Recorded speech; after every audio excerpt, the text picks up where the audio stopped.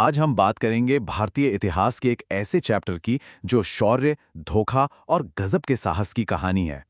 हम बात कर रहे हैं 1999 के कारगिल युद्ध की। एक ऐसी जंग जो 18,000 फीट की जानलेवा ऊंचाइयों पर लड़ी गई थी। और देखिए, इस कहानी की शुरुआत ही एक बहुत बड़े धोखे से होती है। मतलब एक तरफ फरवरी 1999 में भारत के प्रधानमंत्री अटल बिहारी वाजपेयी जी सदाए सरहद बस में बैठकर शांति का संदेश लेकर लाहौर जा रहे थे। और ठीक उसी वक्त, बिल्कुल उसी वक्त, सरहद की उस पार पाकिस्तान चोरी छिपे ऑपरेशन बद्र चला रहा था। भारतीय जमीन पर घुसपैठ करने का एक खतरनाक प्लान। तो सवाल यह है कि आखिर इस इतने बड़े धोखे का पता चला कैसे?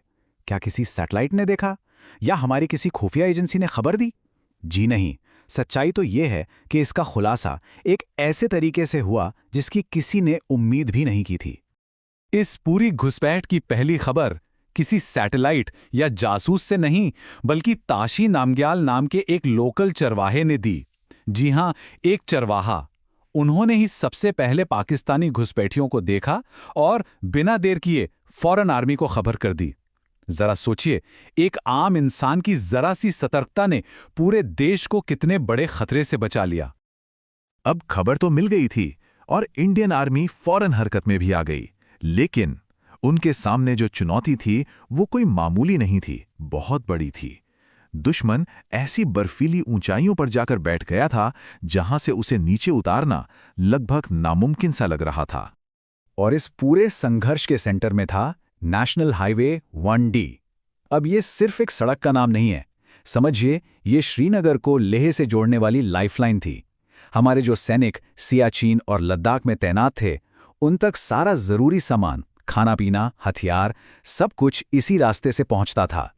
तो सवाल यह है कि आखिर पाकिस्तान ने कारगिल के इन खतरनाक ऊंची चोटियों पर कब्जा करने का इतना बड़ा रिस्क लिया ही क्यों? क्या था उनका असली मकसद? उनके इरादे बिल्कुल साफ थे।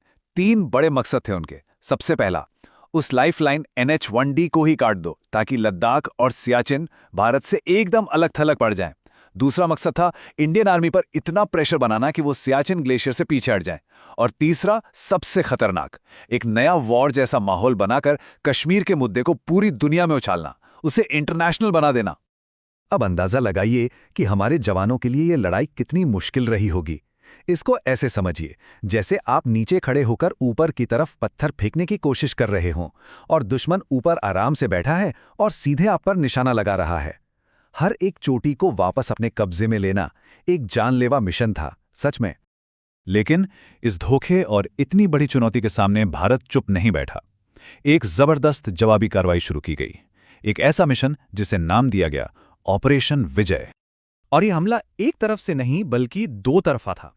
एक तरफ जमीन पर इंडियन आर्मी ऑपरेशन विजय के तहत चोटियों को एक-एक कर वापस ले रही थी, तो दूसरी तरफ आसमान से इंडियन एयरफोर्स ऑपरेशन सफेद सागर के जरिए जमीनी सैनिकों को कवर दे रही थी, उनकी मदद कर रही थी। और इस लड़ाई में एक हथियार था जो सच में गेम चेंजर साबित हुआ। वो थी बोफोर्स तोपें। इनकी खासियत थी सीधी फायरिंग, मतलब ये पहाड़ों के पीछे छिपे दुश्मन के बंकरों पर भी एकदम सटीक और जबरदस्त गोले दाग सकती थीं। इन तोपों ने ही हमारी सेना के लिए आगे बढ़ने का रास्ता बनाया। और इसी जंग ने हमें कैप्टन विक्रम बत्रा जैसे हीरो दिए। उनका वो अमर नारा, ये दिल मांगे मोर, आज भी जब हम सुनते हैं तो रोंगटे खड़े हो जाते हैं। ये सिर्फ कुछ शब्द नहीं है, ये हर भारतीय सैनिक के उसी जज्बे, उसी साहस और बलिदान की पहचान है। तो भारतीय सेना ने सिर्फ अपनी चोटियां ही वापस नहीं जीती, बल्कि उन्होंने पूरी दुनिया के सामने पाकिस्तान के एक बहुत बड़े झूठ को भी बेनकाब कर दिया। लगभग 2 महीने चली इस जबरदस्त लड़ाई के बाद आखिरकार 26 जुलाई 1999 को भारत ने अपनी सभी चोटियों पर वापस तिरंगा लहरा दिया और जीत का ऐलान किया। और हां, यही वो ऐतिहासिक दिन है जिसे हम सब आज कारगिल विजय दिवस के तौर पर मनाते हैं। लेकिन जंग खत्म होने के बाद जो हुआ वो दोनों देशों के चरित्र को दिखाता है। एक तरफ भारत था जिसने अपने हर वीर जवान को शहीद का दर्जा दिया, पूरे सैनिक सम्मान के साथ उनकी अंतिम विदाई की। और दूसरी तरफ था पाकिस्तान, जिसने अपने ही सैनिकों की लाशें लेने से साफ इनकार कर दिया, उन्हें अपना मानने तक से मना कर दिया। याद है पाकिस्तान का वो दावा कि ये घुसपैठिए तो कश्मीरी मुजाहिदीन है। खैर, ये झूठ ज़्यादा देर चला नहीं। पहला सबूत मिला जब भारतीय सेना ने उनके रेडियो मैसेज पकड़े, जिसमें वो लोग पंजाबी और दूसरी पाकिस्तानी भाषाएं बोल रहे थे।